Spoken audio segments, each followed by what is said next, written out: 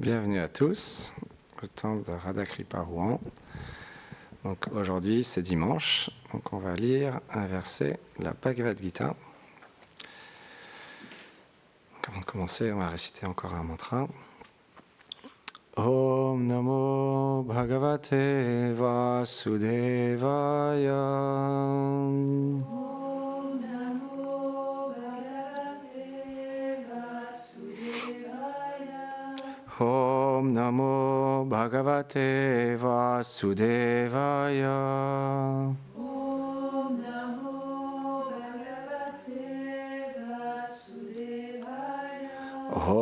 Namo Bhagavate Vasudevaya. Om Namo Bhagavate Vasudevaya. Alors, voilà, c'est ça. Donc, la Bhagavad Gita, chapitre 6, verset 16. Nati ashnatastu yogosti, nache kantam anashnatam, nachati swapna shilasya jagrato neva charjuna. Ô Arjuna, le yoga ne peut être mené à sa perfection par une personne qui mange trop ou pas assez, qui dort trop ou pas suffisamment. Commentaire. La technique du yoga vise à réguler la vie d'un dévot afin qu'il puisse réaliser sa condition éternelle et se libérer de son conditionnement matériel. Tout être en ce monde est influencé par les trois influences de l'ignorance, de la passion et de la vertu. Par trois influences. De l'ignorance, de la passion et de la vertu. Celui qui est trop influencé par l'ignorance et la passion ne peut méditer sur le Seigneur. La méditation est possible dans la vertu. Ainsi, trop dormir ou trop manger influence l'être dans l'ignorance, car en mangeant trop, on devient paresseux et on dort trop. Trop peu manger n'est pas non plus une bonne chose, car cela aura pour conséquence d'apporter des dysfonctionnements au corps et au mental. On va s'arrêter là.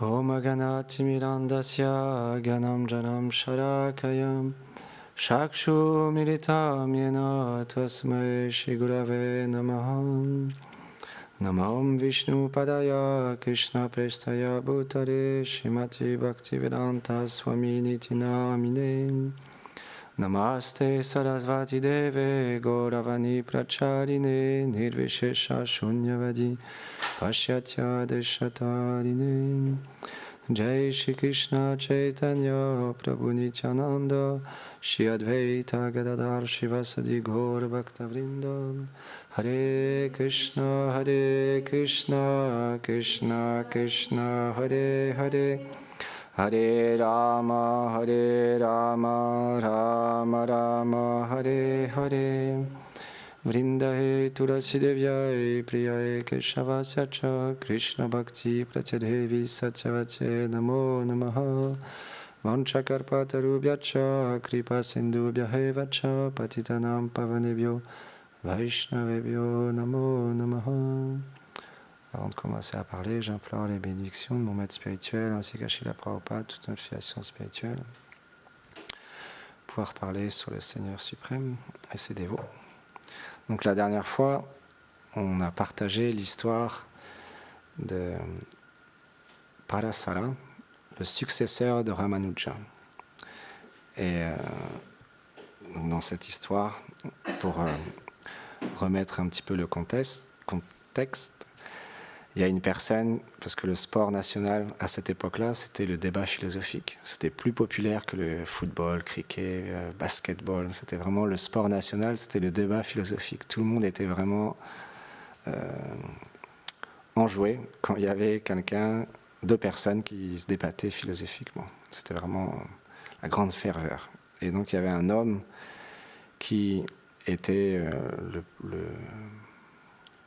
meilleur, le champion du monde dans le débat. Et un jour, il s'est rendu dans un village. Et quand il s'est rendu dans le village, beaucoup de philosophes ils se sont écartés parce que ils avaient peur de lui. Parce qu'en plus d'être puissant et puis d'être champion, il humiliait aussi les gens. Donc il n'avait pas une bonne mentalité en tant que champion. Et justement, il a rencontré un jeune garçon, donc le successeur de Ramanuja Acharya, parce qu'il est venu à lui quand il l'a vu arriver sur son palanquin, très fier, et il a voulu lui enseigner. Bien qu'il avait que 5 ans, Parasara, il s'est avancé vers lui, il lui a dit « Oh, tu es très fameux pour répondre à toutes les questions, moi j'aimerais te poser une question. » Comme on l'a expliqué la dernière fois, il lui a dit à plusieurs reprises « T'es juste un enfant, j'ai pas de temps à perdre avec toi. » Et il a fini par lui poser la question, il lui a dit « Est-ce que tu peux me dire combien j'ai de grains de sable dans la main ?» Et il était embêté parce qu'il ne pouvait pas répondre à la question. Il a commencé à être de plus en plus embarrassé, les gens ont se rapproché pour voir ce qui allait se passer. Et là, l'enfant, parce que lui, il n'avait pas d'ego, il a fait ça vraiment dans un pur élan de compassion pour lui permettre de progresser. Et il lui a dit « Mon cher monsieur », c'est pour ça que je voulais redire un petit peu cette histoire, parce que le texte exact est vraiment intéressant. Je n'avais pas précisé exactement les mots. Il lui a dit, en fait, mon cher monsieur, une personne avec de bonnes qualités est comme un arbre qui a de nombreux fruits. À cause de la lourdeur, l'arbre fruitier est très heureux de s'incliner devant les personnes qui viennent cueillir ses fruits. Et à l'inverse, une personne qui n'a pas de qualité, il se pense meilleur que tout le monde et il pense qu'il a toute la connaissance et donc naturellement ça ne crée pas l'humilité. Donc il ne peut pas développer du respect envers tous les êtres vivants et donc il ne peut pas développer l'amour de Dieu. Donc toute cette connaissance, elle est aussi inutile que cette poignée de sable. Et là, il a pris la poignée de sable, il l'a jetée. Et donc là, l'homme, il a compris la leçon. Et il a été touché par les paroles de l'enfant. Et il est devenu son disciple. Et des années plus tard, je voulais partager une deuxième histoire parce que ce même jeune garçon, il a bien grandi et il avait beaucoup d'élèves. Donc, il s'appelait Parasara. Et donc, parmi tous ses élèves, il y en a un d'entre eux qui est venu à lui, il lui a dit « Oh, j'aimerais vous poser une question. » Il dit « Oui, bien sûr. Quelles sont les qualités d'une personne éveillée spirituellement ? Une personne qui s'est vraiment éveillée spirituellement, quelles sont ses qualités ? » Et là, Parasara, bien qu'il était le maître spirituel, bien qu'il était le gourou, il était tellement humble qu'il lui a dit, en fait, pour répondre à ta question, il faut que ça soit une personne qui soit à ce niveau-là. Je ne suis pas à ce niveau-là, mais je connais quelqu'un qui pourra te répondre. Il s'appelle Ananta. Il vit dans un lieu très isolé, très loin, à plus de 600 km, à Tirumala, qui est de nos jours Tirupati. Et donc, le disciple, parce qu'il était vraiment sincère dans sa question, il a reçu l'instruction de son maître spirituel de se rendre à cet endroit. Il a marché pendant 600 km. Il a traversé la jungle. Il a dû faire attention à des tigres, des serpents, toutes sortes de bêtes féroces, pour enfin arriver à une rivière. Et de cette rivière, il a commencé à monter une montagne, puis une autre, jusqu'à 7 montagnes. Et enfin, il est arrivé à l'endroit où se trouvait Ananta. Et donc, il est arrivé dans cet endroit, il a rencontré Ananta, il lui a dit « Oh, mon maître spirituel m'a envoyé jusqu'ici pour vous poser une question. » Et là, Ananta, il a dit « Oui, bien sûr, quelle est ta question ?»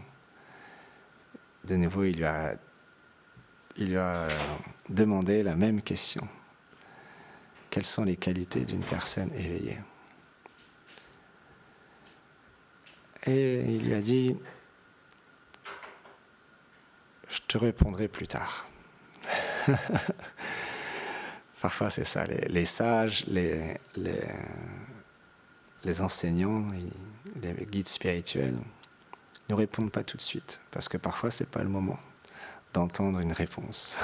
Même si c'est une réponse très pertinente. Et donc, cette personne, il est resté pendant 6 mois. Donc Ananta lui a donné une petite hutte pour dormir, etc. Et pendant ces 6 mois, il ne s'est pas tourné les pouces, il a fait plein de services, il allait aux conférences de Ananta, il écoutait avec attention, mais il n'a jamais reparlé de cette question. Mais il attendait toujours, lui, la réponse à sa question. Mais donc il servait, il faisait du service, il écoutait, etc. Et un jour, parce que ce lieu à ce moment-là, qui est maintenant c'est un lieu très connu, Tirupati, où il y a des milliers, des millions de personnes tous les ans qui se rendent dans ce lieu. C'est un temple très fameux en Inde, c'est un des temples les plus fameux.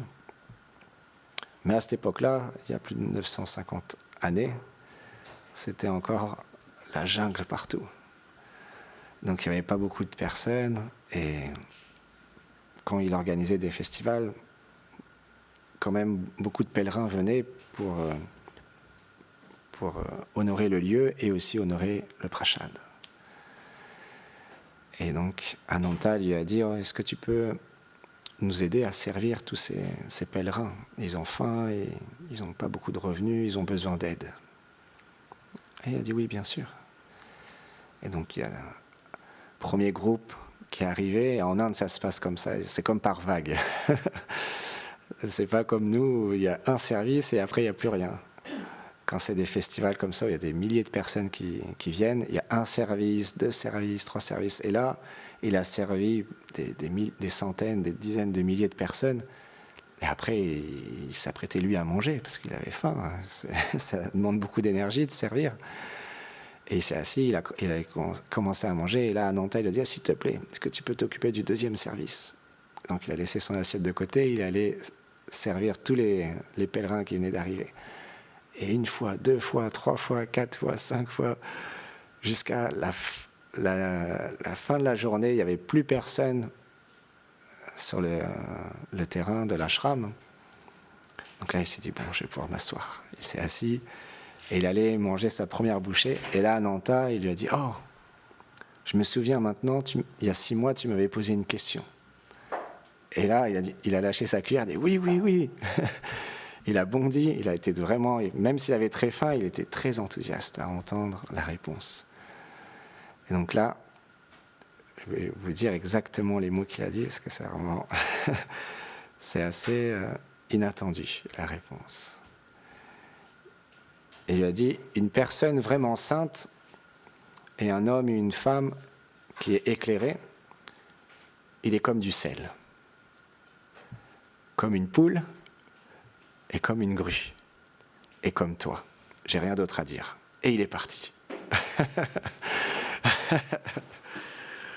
C'est une comparaison assez surprenante. Donc il était vraiment complètement déconcerté, perplexe, mais il avait beaucoup d'humilité quand même. Donc il était respectueux de la réponse que lui avait donnée Ananta, parce que son maître spirituel lui avait dit que ce n'était pas un être ordinaire. Mais bon, du coup, il est retourné. Il a fait le chemin inverse, il a descendu les montagnes, traversé la rivière, traversé de nouveau la jungle, et il est revenu à Srirangam, où se trouvait son maître spirituel, Parasara. Et donc, quand il a vu arriver son disciple, il a dit « Alors, est-ce que tu as enfin la réponse à ta question ?» Et il a dit « Oui, j'ai une réponse. » Donc là, il a dit, une personne éveillée, une personne sainte, il est comme du sel, comme une poule, comme une grue, et comme moi. Et là, par ça, il a frappé des mains, et il a levé les mains en l'air. Waouh! Tout est contenu dans cette réponse. Toute la philosophie est contenue dans cette réponse. Et il a dit, s'il vous plaît, éclairez-moi, parce que j'arrive pas à voir la même chose que vous. Et donc là, il a dit, une personne éclairée, qui est vraiment une personne sainte, est comme le sel. Parce que la qualité du sel, c'est qu'il faut un dosage vraiment précis. On ne peut pas mettre trop de sel dans une préparation. Si on met trop de sel, ça va être écœurant, on ne va pas pouvoir manger. Mais à l'inverse, si on met très peu de sel, ça ne va pas pouvoir relever les aliments, et ça va pas être assez bon. Il va manquer quelque chose. Donc ça rejoint le verset qu'on a lu aujourd'hui, où Krishna il explique dans la Bhagavad Gita, un dévot du Seigneur, il doit ni très peu dormir, ni trop dormir, ni manger trop peu, ni manger trop. Il doit avoir un équilibre. Parce que c'est le principe d'une vie spirituelle accomplie avec maturité. C'est que dans nos relations, dans nos devoirs, dans notre travail, dans nos devoirs quotidiens, on doit trouver un équilibre entre toutes nos occupations et notre vie spirituelle. Ça doit être équilibré. Et la même chose dans le sommeil, parce que si on dort trop peu, notre mental va être perturbé, notre corps va plus être en bonne santé. À l'inverse, si on dort trop, comme Gourdev explique dans le commentaire, on va devenir feignant et on ne va plus rien faire et on va juste être paresseux. Donc il doit y avoir un équilibre. Et la même chose aussi avec la nourriture. Pour que notre corps soit en bonne santé, chacun a un équilibre différent. Donc chacun d'entre nous, on sait quel nombre d'heures de sommeil on doit avoir pour être équilibré, quelle quantité de prashad on doit honorer chaque jour. On doit aussi savoir si on doit parfois faire du sport, de l'activité physique, marcher, etc. On vit avec notre corps, donc les années passent et on prend conscience du besoin de notre corps. Parce que pour avoir une vie spirituelle accomplie avec maturité, on doit avoir un équilibre entre bien nourrir le corps, bien reposer le corps et bien nourrir l'âme et cultiver la bhakti dans notre cœur. Il doit y avoir un équilibre. C'est ce que Krishna il explique justement dans la Bhagavad Gita à Arjuna. Et la deuxième qualité du sel, c'est que le sel, quand il rentre en contact avec les aliments, il se sépare complètement pour se répandre dans le sabji, dans le légume. De la même manière, une personne qui est bien orientée spirituellement, elle abandonne son faux ego, qui la sépare de Dieu, qui la sépare de toutes les relations avec les êtres dans ce monde. Et lorsqu'on abandonne ce faux ego, c'est ce qu'on appelle en sanskrit cet ahankar, qui nous sépare du Seigneur suprême, alors véritablement on peut comprendre les enseignements de la Bhagavad Gita et les mettre en pratique. Parce que le faux ego, c'est ce qui nous déconnecte de notre soi véritable, ce qu'on appelle Atma. C'est ce que nous sommes véritablement, l'âme spirituelle. Srila Prabhupada, quand il est arrivé aux États-Unis, il y a un journaliste qui lui a demandé « Mais qu'est-ce que vous êtes venu faire ici ?» Et il lui a expliqué « Je ne suis pas venu convertir les personnes dans ce pays, je suis juste venu vous rappeler ce que vous avez oublié. »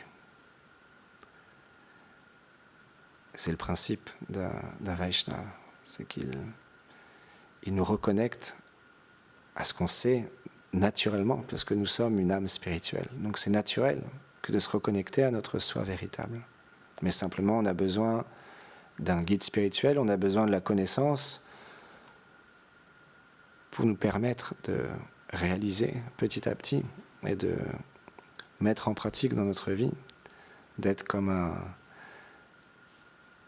grain de sel, comme du sel qui dissout son fond ego pour respecter tous les êtres et qui trouve un équilibre dans sa vie pour pouvoir avoir une vie spirituelle saine et accomplie avec maturité. Et la deuxième chose, il lui a expliqué, là c'est un peu plus compliqué pour nous, d'être identifié à une poule. Qui dans cette salle a déjà été identifié à être une poule? C'est pas très valorisant. Mais avec l'explication de Parasara, prochaine fois qu'on va être identifié à être une poule, on va dire ok, pas de problème. Au moins j'ai cette qualité que la poule elle a. Parce que la poule, même si elle va dans un endroit où il y a plein de déchets, c'est vraiment un endroit très sale, elle va quand même être experte à trouver une graine pour se nourrir. Donc c'est le principe de trouver l'essence dans toute chose. Donc c'est un exemple qui est très important pour nous parce que dans ce monde, c'est quelque chose qu'on voit partout. Bon, les politiciens, ils se critiquent les uns les autres, même dans la musique, ils se critiquent les uns les autres pour pouvoir se glorifier eux-mêmes. En fait, c'est ça. Au lieu de voir les qualités chez les êtres, on voit les défauts. Mais on cherche à être comme une poule, à voir l'essence, à voir les qualités chez tous les êtres. Ou on prend souvent cet exemple comme une abeille ou comme une mouche. Une mouche, bien qu'il y ait du nectar partout, elle va aller vers les excréments. Alors qu'une abeille, il peut y avoir on va dire, une forêt vraiment très noire, très sombre. Mais s'il y a une fleur au milieu de cette forêt, elle va aller butiner la fleur. Srila Prabhupada était expert, encore une fois, à voir le potentiel chez les êtres, de servir le divin. Et donc, pour devenir une personne éveillée, on doit développer cette même qualité qu'a la poule de aller à l'essence. De bien, dans ce monde, on peut se plaindre jour et nuit des calamités dans ce monde, de ce qui nous arrive, des difficultés ou des choses qu'on n'obtient pas, qu'on voudrait obtenir. Mais l'essence, c'est qu'on est une âme spirituelle, qu'on ne doit jamais oublier ça. On est dans un corps humain, on fait une expérience humaine, mais on est de nature divine. C'est ce que Prabhupada est venu nous rappeler. C'est que vous n'êtes pas ce corps. On n'est pas un homme, une femme, un Africain, un Américain, un Français, un Italien. On n'est même pas une vache ou une poule ou un porc. On est une âme spirituelle. Et Srila Prabhupada, quand il a répondu à ce journaliste-là, il n'est pas venu convertir les êtres à une autre religion. Gardez votre religion, mais mettez-y de l'amour envers le divin. Reconnectez-vous à votre soi intérieur et connectez-vous au Seigneur suprême. Parce que peu importe qu'on soit chrétien, hindou, musulman, bouddhiste, athée, ou témoin de Jéhovah, ou peu importe, ça reste qu'on est une âme spirituelle. On fait une expérience humaine, mais on reste une âme spirituelle. Donc si on s'identifie à ce faux ego, naturellement on ne pourra pas aller à l'essence. Ah, le temps passe vite. Oh là là, ok. Il faut qu'on arrive à finir. Donc ensuite, il a expliqué la grue. Ça, c'est encore une fois, j'avais jamais entendu ça. La grue, elle a des longues pattes, elle a un long bec. Et quand elle va pêcher, moi je mange pas de poisson, mais la grue, elle mange les poissons. Donc, elle va dans une rivière et elle voit passer plein de petits poissons. Mais elle ne bouge pas. Elle voit passer tous ces petits poissons devant elle. La grue, elle attend. Jusqu'à temps qu'elle voit passer un gros poisson. Et quand elle voit passer le gros poisson, pouf, elle l'attrape et elle le mange. Donc il explique, une personne éveillée spirituellement, il est comme une grue. Voilà, c'est intéressant, c'est parce que dans notre vie, on va voir passer devant nous plein de choses superficielles, des choses secondaires, temporaires, ou des petites disputes, ou des petites choses qui sont très peu importantes finalement. Si on s'arrête trop dessus, oui, on va développer de la colère, on va développer de l'envie, de la jalousie, on va développer des mauvaises qualités. Mais si on les laisse passer et qu'on se focalise sur l'essence et qu'on dissout les faux égos pour aller vraiment juste chercher de nouveau qu'est-ce qui compte vraiment dans ma vie, qu'est-ce qui est le plus important. de cette manière-là, on pourra nous aussi être focalisés juste sur l'essentiel. Donc après il explique. Moi je trouve pas, c'est pas grave. Oui voilà, c'est pour finir après. Et donc il dit, toi, pourquoi il t'a aussi... Parce que Ananta, quand il a répondu à ces questions, il lui a dit du sel, une poule, une grue, et comme toi. Et ça, c'est aussi un enseignement très important parce que il est resté patiemment pendant 6 mois à attendre la réponse. Mais pas dans une patience inactive ou léthargie, où juste il attend, il fait rien. Non. Il montrait qu'il avait un intérêt spirituel parce qu'il servait les êtres, il allait écouter les enseignements. Et le dernier test qu'il lui a donné, c'est qu'il était prêt à sacrifier sa propre satisfaction personnelle pour aider les gens qui venaient les servir, qui venaient à ce festival. Donc la patience est nécessaire aussi dans la qualité d'une personne qui est éveillée spirituellement. Donc c'est ça le chemin spirituel. Ça nous montre qu'on peut apprendre de tout et de n'importe quoi, n'importe qui. Dans toutes les situations, les Vaishnavas ils sont experts à tirer un enseignement. Ça paraît une histoire très banale, très simple, mais finalement c'est des enseignements qui sont très profonds. Parce que si on développe des qualités comme le sel, où on trouve un équilibre dans notre vie, et puis aussi on dissout le faux ego, en plus de ça, on va à l'essence. Et comme la grue, j'ai pas bien dit exactement, il faut que je retrouve. Oui, voilà, c'est ça. On va pas être distrait par toutes les choses superficielles qui viennent dans ce monde. Et on va rester focalisé sur ce qui est vraiment essentiel.